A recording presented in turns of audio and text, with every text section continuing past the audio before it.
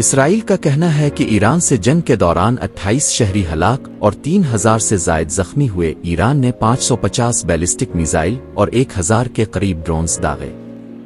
Times of Israel کی report کے مطابق اسرائیلی وزارت صحت کا کہنا ہے کہ ایران سے جنگ کے دوران 28 شہری ہلاک اور 3000 سے زائد زخمی ہوئے ہیں۔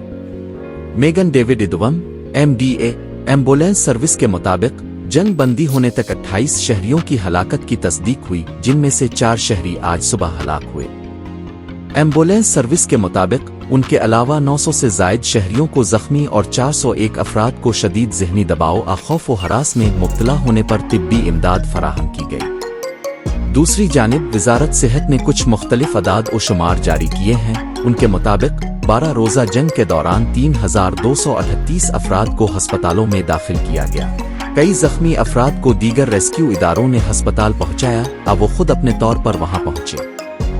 اسرائیلی فوج کے مطابق ایران نے جنگ کے دوران تقریباً 550 بیلسٹک میزائل اور 1000 کے قریب ڈرونز اسرائیل پر داغے، جن میں سے زیادہ تر کو فضا ہی میں تباہ کر دیا گیا۔ تاہم رپورٹ کے مطابق کم از کم 31 بیلسٹک میزائل آبادی والے علاقوں میں گرے، جبکہ صرف ایک ڈرون نے ایک گھر کو نشانہ بنایا۔